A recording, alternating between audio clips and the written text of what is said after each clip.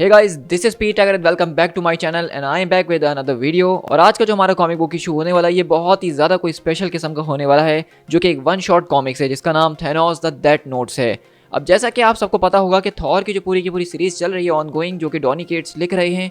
उसके पहले story arc के अंदर हमने थॉर को एक अलग ही पावर लेवल के ऊपर काम करते हुए देखा था, जहां पे वो गैलेक्टस का हेराल्ड बन चुका था और उसके पास ऑल फादर थॉर होने के साथ साथ कॉस्मिक पावर्स भी आ चुकी थी। और यहाँ तक कि हमने देखा था कि थॉर इतना ज़्यादा पावरफुल हो गया था कि उसने गैलेक्टस तक को जान से मार डाला है। और वहाँ पे वो जिस विलन से मुकाबला करता है उसका नाम द ब्लैक विंटर था, जिसको बताया जा रहा था कि वो एक ऐसी खतरनाक तरह की चीज़ है जिसने मार्वल की इससे पहले वाली मल्टीवर्स को ख़त्म किया था और गैलेक्टस भी उससे डरता था। और हमने देखा कि जब थॉर उससे मुकाबला करता है तो वो पूरा का पूरा ब्लैक विंटर थॉर को एक प्रोफेसी करके दिखाता है कि उसके फ्यूचर में उसकी मौत कैसे होगी। और हम देखते हैं एक पूरा का पूरा विजन, जहाँ पे हमने देखा था कि थैनोस जो है वो बेसिकली थॉर को मारने का कारण बनेगा, जहाँ पे उसके हाथ में एक ज़बरदस्त तरीके का नया गॉन्टलेट मौजूद है और वो अपने पीछे सारे के सारे मार्वल यूनिवर्स के हीरोज़ को ज़ॉम्बी फॉर्म के अंदर बदल चुका है और उनको लीड कर रहा है थॉर के खिलाफ। यानी कि थॉर की जो मौत है वो थैनोस की वजह से ही होगी, लेकिन कैसे, कब, कहाँ और क्यों, ये सारे के सारे सवालों के जवाब थॉर खुद भी तलाश कर रहा है कि आखिरकार उसने जो वो पूरी की पूरी प्रोफेसी देखी थी क्या वो सच भी हो सकती है या फिर वो सब झूठ है।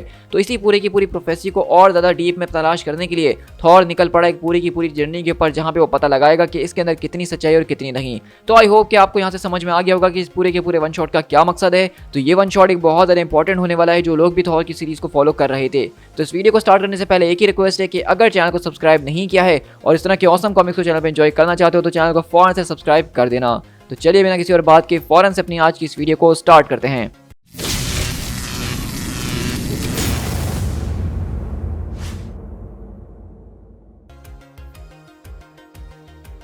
कहानी की स्टार्ट प्लेनेट टाइटन से होती है और आप सब जानते हैं कि टाइटन वो जगह है जहाँ पे थैनोस पैदा हुआ था। और हम देखते हैं कि बेसिकली यहाँ पे थॉर जो है वो टाइटन प्लेनेट के ऊपर आकर कहता है, ह्यूगन म्यूनिन, क्या यही वो जगह है? और वो दोनों कहते हैं कि आप आखिरकार ऐसे सवाल क्यों करते हैं जिनके जवाब आपको पहले से ही पता है थॉर। हाँ, तुमने ठीक कहा, यही वो जगह है। और वहीं से ह्यूगन म्यूनिन बोलते हैं कि यही वो केव है जहाँ पे हमें जाना होगा। और थॉर का हैमर म्योनियर, जिसके अंदर इस वक्त ओडिन कैद हुए हैं, वो यही कहते हैं, क्या तुम अपने उन सारे के सारे ड्रीम्स को चेस कर रहे हो पूरी की पूरी यूनिवर्स के अंदर थॉर? तो थॉर बोलता है कि बिल्कुल फादर, अब मेरे पास इसके अलावा कुछ और है भी नहीं। और मैं आपको बताता चलूँ कि वो कोई सपना नहीं था, वो जगह बहुत ही ज़्यादा जानी पहचानी लग रही थी इस वाली जगह से। मैंने अपने उस पूरे के पूरे विजन के अंदर जो कुछ भी देखा वो मुझे एक ड्रीम से कुछ ज़्यादा ही लगा था। मुझे वहाँ पे बहुत से लोग तो नज़र आए लेकिन किसी के अंदर भी जान नज़र नहीं आई, कोई भी मुझे जिंदा नज़र नहीं आया। और हम देखते हैं कि वही पूरा का पूरा विजन हमें नज़र आ रहा है, जहाँ पे थैनोस एक पूरे के पूरे मार्वल यूनिवर्स की ज़ॉम्बी वाली फॉर्म की आर्मी को लीड कर रहा है अपने हाथ में खतरनाक किस्म का गॉन्टलेट लिए हुए। इसके अलावा उसके दूसरे हाथ में म्योनियर मौजूद है जिसके ऊपर इन्फिनिटी स्टोन्स भी चिपके हुए हैं। और वहीं से हम देखते हैं कि थॉर बोलता है कि आखिरकार तुम यहाँ पे क्या कर रही हो? और हम देखते हैं कि वहाँ कोई और नहीं बल्कि मिस्ट्रेस डेथ मौजूद होती हैं, जो कि कहती हैं, हेलो, मैं यहाँ नहीं बल्कि मैं तो हर जगह मौजूद हूँ, बट स्पेशली मैं यहाँ पे मौजूद होती ही हूँ। लेकिन इससे बेहतर सवाल ये है परहैप्स कि तुम आखिरकार यहाँ पे क्या कर रही हो थॉर? तो थॉर बोलता है, क्या तुम इस बारे में नहीं जानती कि मेरा आने का मकसद क्या है? तो डेथ बोलती है कि हाँ, मैं जानती हूँ कि तुम थैनोस का पीछा कर रहे हो, उसके बारे में जानना चाह रही हो। तुम सच में ये बात जानना चाह रहे हो कि वो मर चुका है या फिर वो जिंदा भी है कि नहीं? तो थॉर बोलता है, तो तुम मुझे बता क्यों नहीं देती कि वो जिंदा है कि नहीं? तो डेथ बोलती है कि थैनोस तो हमेशा से मेरा ही था थॉर ऑडिंसन, और वो हमेशा मेरा ही रहेगा। और हम देखते हैं कि थॉर बेसिकली यहाँ पे उस चैम्बर के अंदर आता है जहाँ पे थैनोस अपने सारे के सारे काम वगैरह किया करता था, यानी कि जहाँ पे वो रहा करता था, अपने क्रेजी एक्सपेरिमेंट्स किया करता था जब वो थैनोस द मैड टाइटन नहीं बना था। और वहीं से ह्यूगन म्यूनिन बोलते हैं कि ज़रा ये सुनिए यहाँ पे क्या लिखा हुआ है। एक बार फिर मैं दोबारा उस जगह के ऊपर लौट कर आया हूँ। ये वो जगह है जहाँ पे एक फादर का प्यार एक नफरत के अंदर बदल गया था। ये देखना मेरे लिए बहुत ही ज़्यादा टचिंग है कि किस तरीके से उन्होंने मेरे ही पूरे के पूरे करियर को फॉलो करा, मेरी ज़िंदगी को। उन्होंने किस तरीके से मुझसे जुड़ी हर एक चीज़ को कलेक्ट करके कैटलॉग के अंदर रख दिया है, जिस तरह कि उसको हमेशा के लिए यादगार बनाना चाहते हैं। हर एक पीस को उन्होंने एक न्यूज़ के अंदर बदल दिया है, हर एक खबर, मुझसे जुड़ी हर एक र्यूमर, उन्होंने उस सब को यहाँ पे जमा किया हुआ है। ऐसा लग रहा है कि वो ये सब जब कर रहे थे तो उनका दिल टूट चुका था। मैंने अपनी ज़िंदगी में एक लंबे अरसे तक कभी किसी चीज़ का कोई रिकॉर्ड नहीं रखा है, लेकिन आज जब मैं इस जगह के ऊपर लौट कर आया हूँ तो मैंने देखा कि किस तरीके से मेरे ऊपर किसी की नज़र थी, यानी मेरे फादर की, और उन्होंने मेरी हर एक चीज़ को यहाँ पे यादगार बना के रखा हुआ है। और अब जब मैं इस पूरे के पूरे म्यूज़ियम के अंदर आ ही चुका हूँ तो एटलीस्ट मैं यहाँ पे थोड़ा बहुत सच तो लिख के जा ही सकता हूँ। तो हम देख रहे हैं कि किस तरीके से थैनोस यहाँ पे कुछ टाइम पहले आया था और उसने इस पूरे के पूरे बुक के अंदर ये चीज़ लिखी है कि किस तरीके से उसके फादर यहाँ पे उसकी सारी की सारी चीज़ों को जमा कर रहे थे जो कोई भी थैनोस से जुड़ी हुई थी। और वहीं से थॉर सारी की सारी चीज़ों को देखना शुरू करता है और कहता है कि ये जगह थैनोस के फादर की है, लेकिन ऐसा लग रहा है कि यहाँ पे रिसेंटली कोई आया था और उसने किसी चीज़ की तलाश करने की कोशिश करी है। यहाँ पे थेनोस से जुड़ी हर एक चीज़ मौजूद है, उसके एसोसिएट्स हो गए, उसने जितने भी वर्ल्ड्स को डिस्ट्रॉय करा, थेनोस के कौन कौन से बच्चे थे, ये सारी की सारी चीज़ें यहीं पे मौजूद हैं। ह्यूगिन, तुम उस पूरी की पूरी फाइल को पढ़ते रहो, मैं सुन रहा हूँ। और इसी तरह ह्यूगिन अपनी बात को कंटिन्यू करते हुए बोलता है, वो हमेशा से एक साइंटिस्ट थे, मेरे फादर। उनको लगता था कि वो हर चीज़ का जवाब ढूंढ सकते हैं अगर उनके पास अच्छी खासी इन्फॉर्मेशन मौजूद हो, अगर उनके पास अच्छा खासा डेटा मौजूद हो तो वो हर एक प्रॉब्लम का सोल्यूशन निकाल सकते हैं उसको समझते हुए। लेकिन डेटा वो तो हर तरफ मौजूद होता है, चाहे वो केओटिक हो या कॉन्ट्रडिक्टरी ही क्यों ना हो।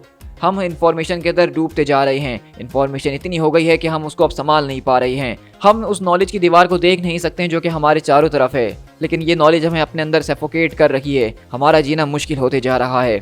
यहाँ पे हमेशा एक दूसरा व्यू पॉइंट होता है जिसको कंसीडर करना चाहिए, एक दूसरा नज़रिया होता है जिसके ज़रिए चीज़ों को देखना चाहिए।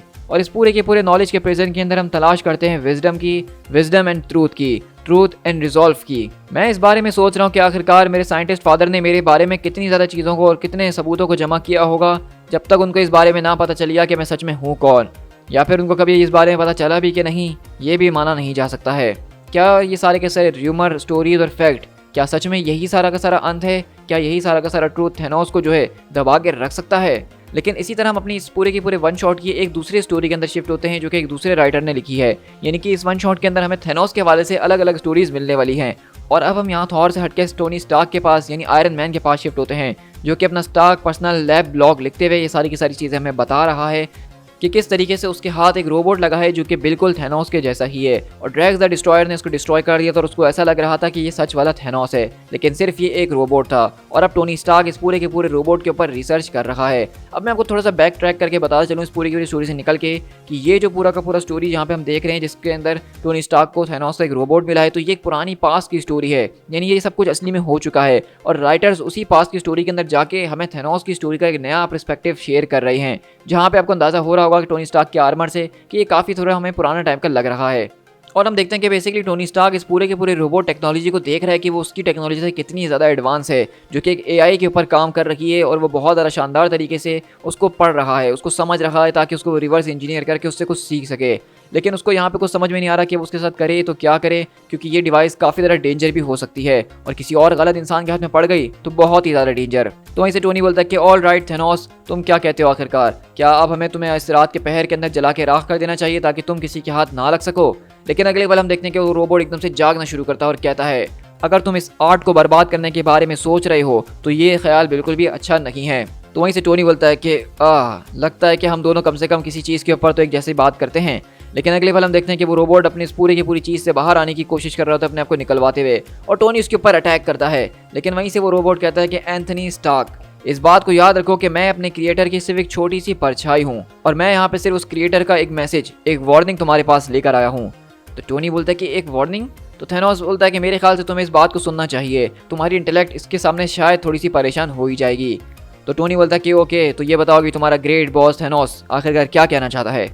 तो थेनोस तो मैं बस यही कहना चाहता कि चीज़ें बहुत ज़्यादा सिंपल हैं, तुम इस मशीन को छोड़ दो, ये अपने रास्ते चले जाएगी और तुम अपने काम करते रहोगे जैसा तुम कर रहे थे, या फिर तुम इस मशीन को डिस्ट्रॉय कर सकते हो और उसके लिए तुम अपनी सारी ज़िंदगी पछताओगे कि तुमने ये कदम क्यों उठाया, क्योंकि उसके बाद जो तुम्हें एग्नीज मिलने वाली हैं वो फॉर ऑल द एटर्निटी होगी। लेकिन वहीं से टोनी अपना मार्क्स पहनकर कहता है, आई सी, वेल तुम्हारा ये मुझे मैसेज कम और एक धमकी ज़्यादा लग रही है, और तुम्हें पता है ना कि मुझे धमकियाँ बिल्कुल भी नहीं पसंद हैं। और अगले पल टोनी अपने हाथ से फ्लेम थ्रोअर निकालता है इसको डिस्ट्रॉय करने के लिए, और टोनी कहता है कि ये गेम काफ़ी ज़्यादा मज़ेदार था लेकिन मैं चूज़ करता हूँ तुम्हें डिस्ट्रॉय करना। तो थेनोस बोलता है कि गेम, तुमने ठीक कहा कि ये एक गेम ही है जिसको ऑलरेडी मैं जीत चुका हूँ, लेकिन फ्यूचर में कहीं आगे जिसके ऊपर तुम शायद विश्वास भी नहीं कर सकते हो एंथनी स्टार्क। तो टोनी बोलता है कि द फ्यूचर, इससे तुम्हारा क्या मतलब है? तो हम देखते हैं कि ये रोबोट बेसिकली ये बताता है कि ये रोबोट जिस टाइम इन स्पेस से आया है वो ये टाइम इन स्पेस नहीं, बल्कि वो फ्यूचर के टाइम इन स्पेस से आया है। और उस फ्यूचर के अंदर थेनोस जो है वो एक सुप्रीम रूलर है जिसने हर एक चीज़ को कॉन्क्योर कर लिया है, जिसका हर चीज़ के ऊपर राज है और वो किसी भी चीज़ को जिंदा नहीं छोड़ेगा। और सिंपली उसने ये रोबोट यहाँ पे सिर्फ इसीलिए भेजा कि वो देख सके कि टोनी स्टार्क उसके ऊपर विश्वास करता है कि नहीं करता। और उसका यहाँ का सिर्फ मकसद यही है कि टोनी ने अगर उसको बर्बाद कर दिया तो वो फ्यूचर में जाके उसको बर्बाद कर देगा, और टोनी इसको अगर आज छोड़ देता है तो शायद फ्यूचर में वो टोनी स्टार्क को छोड़ दे। मतलब ये एक ऐसी सिचुएशन अब क्रिएट हो चुकी है जिसको आप पैराडॉक्स कह सकते हैं कि यहाँ पे टोनी भले कोई भी कदम उठाने की कोशिश क्यों ना करे, लेकिन होगा वही जो कि थेनोस चाहेगा। तो वहीं से टोनी बोलता है कि जरा एक मिनट, तो तुम मुझे ये बताना चाह रहे हो कि फ्यूचर के अंदर थेनोस ऑलरेडी हर एक चीज को कंट्रोल करता है, all the things including me. तो वहीं से हम देखते हैं कि वो रोबोट बोलता है कि चलो लगता है कि तुम्हें मेरी बात पे विश्वास नहीं होगा, मैं तुम्हें ये दिखाता हूँ। और अगले ही पल हम देखते हैं कि वो अपनी विजन के जरिए टोनी स्टार्क को वो पूरा का पूरा विजन दिखाता है और कहता है कि तुम्हारा एग्जिस्टेंस सिर्फ एक फसाड है और कुछ भी नहीं। In the true now years from your time all is Thanos. हर कोई थेनोस को सर्व करता है, हर कोई थेनोस से ही पैदा हुआ है और थेनोस के लिए ही पैदा हुआ है। जो भी चीज़ है वो सिर्फ थेनोस को ही सर्व करती है। और थेनोस इतना ज़्यादा पावरफुल हो चुका है कि वो हर एक टाइम एंड स्पेस के अंदर जाके उसको अपनी ही इमेज के अंदर रीशेप कर रहा है। वो इस बात को इंश्योर कर रहा है कि पास्ट के अंदर सारी की सारी चीज़ें बिल्कुल उसी तरीके से चलें जिस तरीके से चलनी चाहिए, ताकि वो आगे जाके उस ओमनीपोटेंट ग्लोरी तक पहुंच सके। वो पुरानी यूनिवर्स और उस यूनिवर्स के अंदर होने वाले वो सारे के सारे लोग जो कि उसके खिलाफ जाने की कोशिश कर रहे थे, वो उस फ्यूचर के अंदर बहुत पहले ही मर चुके हैं। और अब उस पूरे की पूरे यूनिवर्स के अंदर उसकी अपनी ही क्रिएशन मौजूद है जो कि सिर्फ उसके सामने झुकना जानती है, जो कि ये नहीं जानते कि थेनोस के खिलाफ उनको जाना है या उससे बगावत करनी है। वो सिर्फ थेनोस के लिए ही पैदा हुए हैं और थेनोस को ही सर्व करेंगे। और इस तरह की कोई चीज़ नहीं जो कि थेनोस के अलावा किसी और चीज़ को जानती हो। और जो लोग उसके खिलाफ जाने की कोशिश करते थे, अब वो सिर्फ एक ही चीज़ को जानते हैं और वो है पेन। और हम देखते हैं कि किस तरीके से फ्यूचर के अंदर थेनोस एक सुप्रीम रूलर बन चुका है और उसने अर्थ के सारे सुपर हीरोज, सारे के सारे विलन्स, यानी जो कोई भी थेनोस के खिलाफ जाने की कोशिश कर रहा था, उनको मशीन्स के अंदर जगड़ के बहुत बुरी तरीके से टॉर्चर कर रहा है। और वहीं से टोनी बोलता है कि रुक जाओ, ये पागलपन है। तुम्हारा कहना ये कि अगर मैंने सिर्फ एक छोटे से स्टूपिड रोबोट को डिस्ट्रॉय कर दिया तो थेनोस मुझे फ्यूचर के अंदर हमेशा के लिए टॉर्चर करता रहेगा सिर्फ एक छोटी सी चीज के लिए? ये तो पागलपन है। तो वहीं से वो रोबोट बोलता है कि सिर्फ तुम्हें नहीं बल्कि हर एक उस शख्स को जिसको तुम जानते हो। तो आयरन मैन बोलता है कि अगर थेनोस वाकई में इतना ज़्यादा पावरफुल एक गॉड बन चुका है जो कि हर एक चीज़ को कंट्रोल करता है और तुम्हारे मुताबिक कि हम सिर्फ एक सिमुलेशन के अंदर है और ये सब कुछ सच नहीं है, वो हर चीज़ को कंट्रोल करता है, तो आखिरकार उसको एक छोटी सी मशीन की क्या ही परवाह है कि कोई इसको डिस्ट्रॉय करे या ना करे। तो वो रोबोट बोलता है कि ये कोई मशीन नहीं बल्कि ये उसका प्रिंसिपल है। अगर तुम इस मशीन को रिजेक्ट करते हो तो इसका मतलब कि तुमने थेनोस के प्रिंसिपल को रिजेक्ट करा, जिसका मतलब ये है कि तुम उसके खिलाफ खड़े हो, इसका मतलब ये है कि तुम उससे रेजिस्ट कर रहे हो और इसका मतलब ये है कि तुम्हें उसके रास्ते से हटाना होगा। तो टोनी बोलता है कि ये बिल्कुल पागलपन है, ये स्टूपिड माइंड गेम्स। तो वो रोबोट कहता है कि तुम एक साइंटिस्ट हो स्टार्क, इन सारी की सारी प्रोबेबिलिटीज को एग्जामिन करो, तुम सारे के सारे रिस्क को कैलकुलेट करो और फिर जाके इस बात का फैसला लो। क्या तुम्हारा घमंड इतना ज़्यादा है कि तुम ये रिस्क ले सकते हो? और अगले पल थेनोस अपने दिमाग के अंदर सोचना शुरू करता और कहता है कि probabilities, theories of the future, क्या केओस जो है वो ऑर्डर को लीड करेगी या ऑर्डर केओस को लीड करेगा, या थेनोस ही ऑर्डर और थेनोस ही केओस है? क्या इस बात से कोई फ़र्क पड़ता है? क्या थेनोस ने वाकई में हम सबको डिफीट कर चुका है? क्या वो कल होगा या फिर 1000 साल बाद होगा? क्या मैं इन सारी की सारी चीज़ों को सेक्रीफाइस करने के लिए तैयार हूँ सिर्फ इस बात को प्रूव करने के लिए कि मैं एक साइंटिस्ट हूँ? नहीं, यहाँ पे रिस्क बहुत ज़्यादा है। ठीक है, अगर तुम चाहते हो कि मैं तुम्हें मेल्ट ना करूँ तो मैं तुम्हें मेल्ट ना करूँगा, लेकिन मैंने ये कभी नहीं कहा था कि मैं तुम्हें एक ही पीस के अंदर रखने वाला हूँ। और अगले पल टोनी उस पूरे के पूरे रोबोट की मुंडी उखाड़ के फेंक देता है। और वहीं से टोनी इस बात को भी सोच रहा था कि इसके बारे में किसी को कभी नहीं पता चलना चाहिए, ये बहुत ही ज़्यादा डेंजरस है। और अब मैं सीक्रेटली इस पूरे के पूरे बर्डन को अपने दिल के अंदर रख रहा हूँ कि किस तरीके से ये एक पॉसिबल नाइटमेयर मेरे लिए फ्यूचर में हो सकता है, और ये नाइटमेयर ऐसा है कि जिसको मैं शायद कभी ना भूल पाऊंगा। इसी के बाद हम एक दूसरी स्टोरी के ऊपर शिफ्ट होते हैं जहां हम कहीं और नहीं बल्कि टावर ऑफ डेथ के अंदर शिफ्ट होते हैं, यानी कि ये मिस्ट्रेस डेथ की पूरी डोमेन है। और अगले पल हम देखते हैं कि यहाँ में थेनोस सामने आता और कहता है कि आखिरकार मैं आपकी किस तरीके से खिदमत कर सकता हूँ मेरी एबनी मिस्ट्रेस, आप सिर्फ एक बार हुक्म कीजिए और मैं उसको पूरा कर दूंगा। और अगले पल मिस्ट्रेस डेथ का एक चेला आके उससे बात करता है, क्योंकि मिस्ट्रेस डेथ कभी भी थेनोस से डायरेक्टली बात नहीं करती हैं। और उसका चेला यही कहता है कि इन लाइफ तुमने उनको बहुत बार जो है ऑनर करने की कोशिश करी है, लेकिन उनको एक बार फिर से तुम्हारी उन सारी की सारी सर्विसेज की ज़रूरत है। रिसेंट इवेंट्स ऐसे हुए हैं जिसको देख के लगता है मिस्ट्रेस डेथ को कि एक पूरी की पूरी यूनिवर्स के अंदर इम्बैलेंस कायम हो चुका है, और चीज़ें अगर इसी तरह से चलती रहीं तो ये यूनिवर्स डूम की तरफ जा सकती है। तो इसलिए वो तुम्हें एक बार फिर से बुलाती हैं ताकि वो तुम्हारे यूनिक टैलेंट्स को दोबारा से इस्तेमाल कर सकें सिचुएशन के अंदर। लेकिन अगले पल हम देखते हैं कि मिस्ट्रेस डेथ बोलती हैं तुम्हारे टैलेंट्स और तुम्हारा यूनिक पर्सपेक्टिव। और अगले पल थेनोस एक अलग जगह पे आ जाता है और कहता है कि आखिरकार तुम मुझे यहाँ पे क्यों लेकर आए हो? तो वहीं से मिस्ट्रेस डेथ बोलती है ताकि मैं तुमसे यहाँ पे प्यार की बात कर सकूँ। तो थेनोस बोलता है कि मैं सिर्फ तुमसे प्यार करता हूँ। तो मिस्ट्रेस डेथ बोलती है कि हाँ, आज तुम मुझसे ज़रूर प्यार करते हो, लेकिन आज जो है वो हमेशा से आज नहीं था। क्या मैंने ठीक कहा? और अगले पल हमें वहाँ पे एक लड़की नजर आती है जो कहती है कि थेनोस क्या तुम ये सच में हो? और थेनोस बोलता है कि करेला, आखिरकार तुम उसको यहाँ पे क्यों लेकर आए हो? तो मिस्ट्रेस डेथ बोलती है कि ये सच में वो नहीं बल्कि उसकी स्पिरिट का एक छोटा सा एको है। तो थेनोस बोलता है कि मैं फिर से यही सवाल करता हूँ कि क्यों? तो वहीं से मिस्ट्रेस डेथ बोलती है मैंने तुमसे कहा ना कि हम ताकि इसके ज़रिए प्यार की बातें कर सकें, मुझे उसके बारे में बताओ, मुझे बताओ कि वो तुम्हारे लिए क्या थी।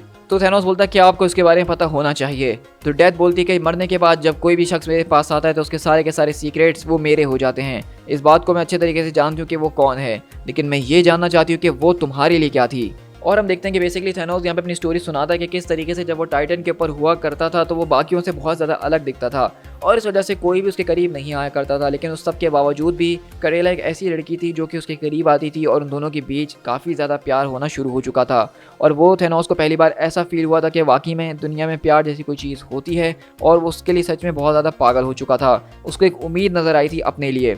लेकिन रही बात उसके घर वालों की, तो उसके जो सारे के सारे भाई थे वो इस बात से बहुत ज़्यादा चिढ़ते थे कि उनकी बहन थैनोस के साथ रिलेशन के अंदर है, उससे शादी करना चाहती है। और ये देखते हुए उसके भाई ने थैनोस को मारने के लिए एक पूरे का पूरा प्लान बनाया, क्योंकि थैनोस एक ज़बरदस्त तरीके का एक्सप्लोरर था। वो कुछ दिनों के अंदर अपनी स्पेसशिप का इस्तेमाल करके अलग अलग प्लैनेट्स पे जाया करता था। तो उसके भाइयों ने उसके पूरी की पूरी स्पेसशिप के अंदर चीज़ों को बिगाड़ दिया ताकि जब वो वहाँ से निकले तो वो कभी लौट कर ना आ सके। लेकिन उसके भाई इस बात को नहीं जानते थे कि उस दिन थैनोस अकेला नहीं जाएगा, क्योंकि करेला उस दिन उस पूरी की पूरी स्पेसशिप के अंदर आ गई थैनोस के मिशन पे जाने से पहले, और उसने कहा कि वो दोनों उस मिशन के ऊपर साथ जाएंगे और थैनोस उसको ना नहीं कर पाया। और जब वो इस पूरे के पूरे टाइटन प्लैनेट को छोड़ के निकले ही थे, कुछ दूर जाने के बाद ही उनकी पूरे के पूरे जहाज़ के अंदर एक एक्सप्लोजन हो गई। और हम देखते हैं कि वहाँ पे उस पूरे के पूरे एक्सप्लोजन की वजह से जहाज़ मुकम्मल तौर पे बर्बाद हो चुका होता है और उनके पास थोड़ी सी लाइफ सपोर्ट बची हुई है, जिसके सहारे हम देखते हैं कि थैनोस और करेला यहाँ पे जिंदा हैं। और हम देखें तो थैनोस की हालत यहाँ पे बहुत ज़्यादा बुरी हो चुकी है। तो वहीं से करेला बोलती है कि शायद तुम बिल्कुल ठीक कह रहे थे कि मुझे घर पर ही रहना चाहिए, लेकिन अब इस मोमेंट के अंदर मैं देख रही हूँ कि अगर मैं यहाँ पे तुम्हारे साथ ना होती तो तुम इस पूरी की पूरी यूनिवर्स के अंदर, इस पूरे के पूरे जहाज़ के अंदर अकेले होते और तुम शायद बच भी ना पाते। लेकिन मैं अब यहाँ से कि तुम्हारे साथ मौजूद हूँ और मैंने यहाँ पे आने का फैसला करा तो मैं तुम्हें बचा सकती हूँ। मैंने एक ऑटोमेटिक डिस्ट्रेस सिग्नल भेज दिया है जो कि किसी भी करीबी प्लेनेट तक पहुँच जाएगा कुछ ही टाइम के अंदर और लोग बचाने के लिए आ भी जाएंगे। लेकिन यहाँ तक उन लोगों को आने के अंदर 2 साइकिल्स का टाइम तो लगेगा ही, और हमारे पास यहाँ पे लाइफ सपोर्ट सिर्फ 1 साइकिल की ही बची हुई है। 1 साइकिल की हम दोनों के लिए और 2 साइकिल्स की किसी एक के लिए। इसका मतलब ये है कि अगर हमें यहाँ पे मदद तक का इंतज़ार करना है और ज़िंदा रहना है तो हम में से सिर्फ एक ही रह सकता है। तो थैनोस बोलता है कि करेला नहीं, तुम ये नहीं कर सकती हो, कम से कम मेरे लिए तो नहीं। और हम देखते हैं कि बेसिकली यहाँ पे थैनोस की जान बचाने के लिए, क्योंकि इसकी हालत यहाँ पे करेला से ज़्यादा ख़राब थी तो वो कुछ कर नहीं पा रहा है, तो करेला यहाँ पे अपने पूरी की पूरी लाइफ सपोर्ट को उतार देती है और वो थैनोस के हाथों सौंप देती है। और वो बस यही कहती है कि तुम्हें जीना होगा डियरेस्ट वन, तुम्हें मेरे लिए जीना होगा। और इसी तरह थैनोस का जो प्यार था जिससे वो सबसे ज़्यादा चाहता था, वो उसकी जान बचाने के लिए उसने अपने आप को कुर्बान कर दिया। और थैनोस यही बोलता है मिस्टर डेथ से कि उसने मुझे बचाने के लिए अपनी ज़िंदगी को कुर्बान कर दिया। क्या इससे बड़ा कोई प्रूफ हो सकता है कि कोई किसी से कितना प्यार करता है। तो वहीं से डेथ बोलती है कि मैं इसी वजह से तुम्हें यहाँ पे लेकर आई हूँ कि डेथ का मकसद सिर्फ ये नहीं होता है कि मुझे किसी की जान लेनी है, किसी को तकलीफ देनी है। इसका मकसद होता है एक बैलेंस को कायम करना। अगर एक जंगल के अंदर ज़िंदगी ज़्यादा ही सस्टेन होना शुरू हो चुकी है तो वहाँ पे सबको मरना पड़ेगा। ज़िंदगी को मौत को जगह देनी ही होगी, लेकिन मरने के बाद हमें एक स्पेस छोड़ना चाहिए ताकि नई ज़िंदगी वहाँ पे दोबारा से जन्म ले सके। करेला इस बात को जानती थी कि अगर तुम दोनों वहाँ पे एक साथ रहे तो तुम दोनों ही मारे जाओगे, और इसलिए उसने अपने आप को कुर्बान किया और इसको एक एक्ट ऑफ लव कह सकते हैं। और अगर इस पूरी की पूरी यूनिवर्स को सर्वाइव करना है तो हमें इसके अंदर भी एक बैलेंस को कायम करना ही होगा, हमें इसको भी सस्टेन करना ही होगा, और जो कि तुम बहुत अच्छे तरीके से कर सकते हो। तुम्हें वो सब कुछ करना होगा जिस तरीके से करेला ने तुम्हारे लिए किया था, as an act of love. तो थैनोस बोलता है कि in the name of death मैं कुछ भी करने के लिए तैयार हूँ। तो वहीं से डेथ बोलती है कि नहीं, in the name of life तुम हम दोनों को ही प्यार कर सकते हो। और अगले पल हम देखते हैं कि मिस्टर डेथ थैनोस को पकड़ के किस कर लेती हैं। लेकिन वहीं से थैनोस बोलता है कि मैं महसूस कर सकता हूँ कि यहाँ पे किसी और की भी प्रेजेंस मौजूद है। तो डेथ बोलती है हाँ तुमने ठीक कहा कि किसी की नज़र हमारे ऊपर मौजूद है, लेकिन इस पूरे के पूरे 1 सेकंड को मैंने बिलियन पीसीस के अंदर तोड़ दिया है, जिसका मतलब ये है कि हमारे लिए टाइम फ्रोज हो चुका है और हम यहाँ पे जो कुछ भी कर रहे हैं उसके बारे में किसी को नहीं पता चल पाएगा। जो चीज़ें हम अंडरस्टैंड करते हैं थैनोस वो कोई अंडरस्टैंड नहीं कर पाएगा। उनको बस यही नज़र आता है कि हम कितने ज़्यादा रूथलेसनेस हैं, उनको बस यही नज़र आता है कि हम कितने बड़े मॉन्स्टर हैं जो कि लोगों से ज़िंदगी को छीन लेते हैं। लेकिन वो इस बात को नहीं जानते हैं कि हम सिर्फ एक पूरे के पूरे बैलेंस को बनाने के लिए ये सब कुछ करते हैं। लेकिन अगर हम चाहते हैं कि लोग हमारे नक्शे कदम पे ऊपर चलें, अगर तुम चाहते हो कि हम इस पूरे के पूरे मिशन के ऊपर सक्सीड हों, तो तुम्हें वो मॉन्स्टर बनना ही होगा जो लोग तुम्हें समझते हैं। अगर वो तुमसे डरते हैं तो फिर उनको डरने दिया जाए। तो थैनोस बोलता है कि जैसा तुम कहो, मैं सिर्फ अपनी ब्लैक क्वीन के लिए ही जीता हूँ और वो जो कुछ कहेगी मैं उसके लिए वो करने के लिए तैयार हूँ। अगर यही उसकी ख्वाहिश है कि मैं सारे के सारे प्लैनेट्स को बर्बाद कर दूं, अगर यही उसकी ख्वाहिश है कि मैं सितारों को नोवा के अंदर और ब्लैक होल्स के अंदर बदल दूं, अगर यही उसकी ख्वाहिश है कि मैं सारे के सारे गैलेक्सीज को शैटर कर दूं ताकि अपनी मिस्टेक्स के गोल्स को सेट कर सकूं, तो मैं इस बात की कसम खाता हूं कि मैं तुम्हारा सबसे बड़ा गुलाम हूं और जो तुम मुझे करने के लिए कहोगी थैनोस वही करेगा। लेकिन हम देखते हैं कि किस तरीके से क्रुएला यही बोलती कि नहीं माय लव, ये तुम क्या कर रही हो, मैंने तुम्हें बचाया था लेकिन इस सब के लिए नहीं, मैं कभी भी ये नहीं चाहती थी माय लव। लेकिन हम देखते हैं कि थैनोस अब उसको सुन नहीं सकता है क्योंकि मिस्टर डेथ ने उसको अपने काबू में जो कर लिया है। और यहीं से हम अपनी अगली स्टोरी के अंदर शिफ्ट होते हैं जहाँ पे हम अजीब व गरीब बार के अंदर शिफ्ट होते हैं जहाँ थैनोस आता है और थैनोस को देख के सबकी हवा निकल जाती है और वो यही कहते हैं कि आखिरकार वो ये यहाँ क्या कर रहा है। और थैनोस बोलता है कि मैं अपनी एक गद्दार बेटी नेबुला को तलाश कर रहा हूँ और मुझे ये बात पता चली है कि रिसेंटली वो यहीं से गुजरी है।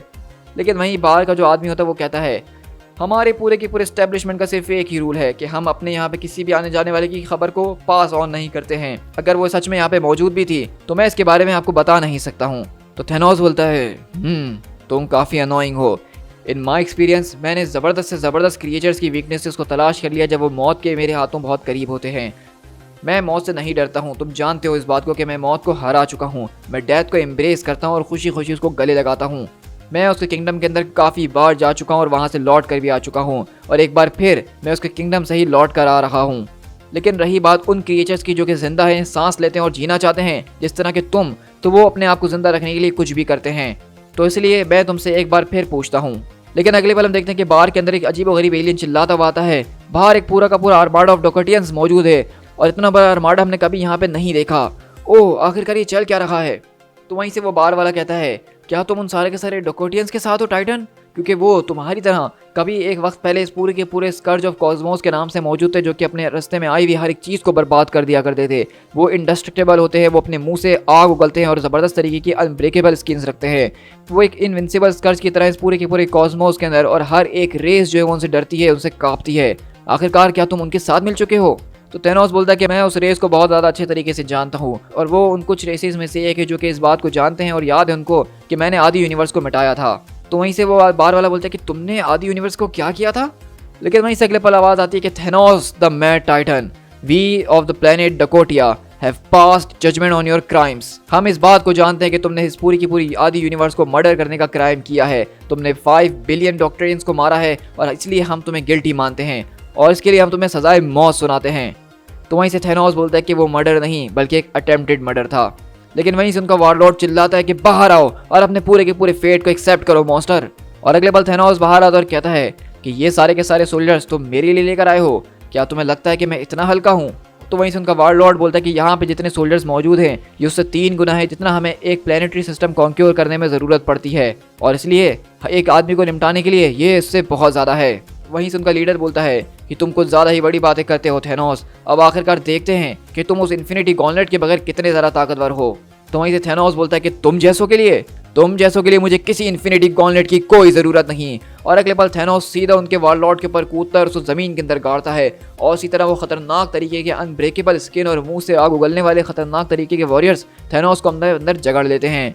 लेकिन इन दी एंड थैनोस उस पूरी की पूरी आर्मी को ख़त्म कर देता है और वापसी उनके लीडर को बाहर के अंदर घसीटता हुआ लेकर आता है और वो कहता है कि ये कैसे, आखिरकार वो इंडस्ट्रेबल थे, उनको कोई नहीं बर्बाद कर सकता था। हाँ तुमने ठीक कहा कि एक पत्थर को एक फूल नहीं बिगाड़ सकता है, लेकिन मैं कोई फूल नहीं बल्कि एक हथौड़ा हूँ। तो अब मुझे इस बात पे विश्वास है कि तुम मुझे ज़रूर बताओगे कि मेरी गद्दार बेटी यहाँ से कहाँ गई है। और अगले पल हम देखते हैं कि थैनोस बेसिकली यहाँ पे सारी की सारी चीज़ों को तलाश कर रहा होता है और वो एक फाइल के अंदर घुसता है जिसके ऊपर द ब्लैक स्टोन लिखा होता है और थॉर बोलता है कि बस ह्यूगन म्यूनिन अब चुप हो जाओ। तो वहीं से वो बोलते हैं कि आपको कुछ मिला।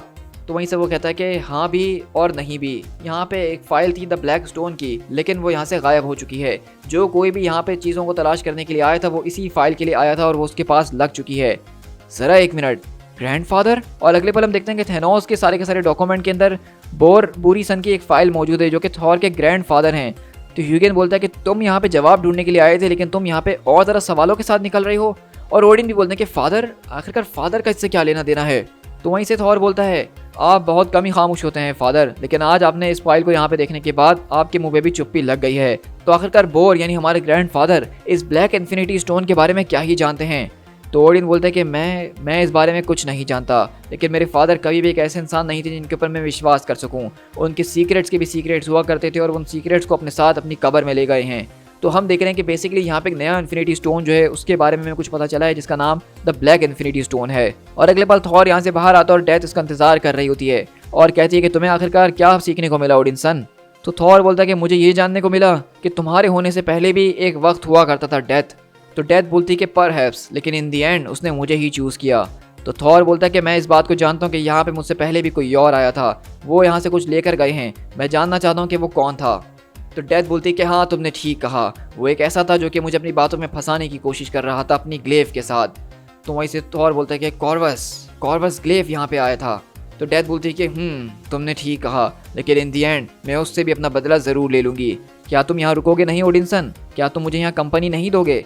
तो थॉर बोलता है कि नहीं, यहाँ पे डेथ के अलावा और कुछ भी नहीं है। और इसी तरह हम देखते हैं कि बेसिकली अब थॉर को ये बात पता चल चुकी है कि यहाँ पे दरअसल उस फाइल के पीछे कोई और नहीं बल्कि कॉर्वस ग्लेव आया था। यानी कॉर्वस ग्लेव ने उस फाइल को चुराया है, कॉर्वस ग्लेव ही उस ब्लैक इन्फिनिटी स्टोन के पीछे जा रहा है, जो कि आगे चल के किसी ना किसी तरीके से थैनोस से जुड़ेगा। और हमने देखा कि किस तरीके से यहाँ पे थॉर को भी ये बात पता चल गई है कि उसको अब जिस किसी को भी तलाश करना है वो कॉर्वस ग्लेव है, अगर उसको उस पूरी की पूरी प्रोफेसी के बारे में और मजीद जानना है। दी एंड। सो गाइज यहाँ पे हमारे पास ये वन शॉट कॉमिक खत्म होता है, जिसके अंदर हमने थैनोस की डेथ से रिलेटेड अलग अलग पर्सपेक्टिव्स को देखा अलग अलग राइटर्स के जरिए। और मैं कहूँगा कि मुझे ये बहुत ज़्यादा ज़बरदस्त ऑसम स्टोरी लगी है, जो कि अभी इतनी ज़्यादा इंपॉर्टेंट फील नहीं हो रही, लेकिन फ्यूचर में थॉर और थैनोस के कैरेक्टर को बिल्डअप करने के लिए बहुत ज़्यादा ज़रूरी है। तो आप लोग मुझे बताइएगा कि आपको ये पूरी की पूरी स्टोरी कैसी लगी है। और अब इसके बाद की जो कहानी वो हम दोबारा से अपनी थॉर की सीरीज इशू नंबर 29 के अंदर कंटिन्यू करेंगे, जहाँ पे कॉर्वस ग्लेव वाली मिस्ट्री के ऊपर से आहिस्ता आहिस्ता करके पर्दा उठाया जा रहा है। सो गाइस, अगर आपको वीडियो पसंद आई है तो वीडियो को लाइक करना बिल्कुल भी मत भूलिएगा, ताकि मैं इसी तरह डेली बेसिस पे आपके साथ मार्वल कॉमिक्स को शेयर कर सकूं। और अगर आप चैनल पे फर्स्ट टाइम आ रहे हैं तो चैनल को सब्सक्राइब करना बिल्कुल भी ना भूलिएगा। आपके सब्सक्राइब करने से ही मुझे मोटिवेशन मिलती है इस तरह की कॉमिक्स वीडियोस को बनाने की। साथ ही साथ मुझे फेसबुक, इंस्टाग्राम और ट्विटर पे फॉलो कर लीजिएगा, जहाँ पे मैं इस तरह की न्यूज़ एंड अपडेट्स आप लोगों के साथ शेयर कर ही रहा होता हूँ। So guys, this is speech tiger, मिलते हैं अपने किसी और वीडियो के साथ। Till then, thank you so much.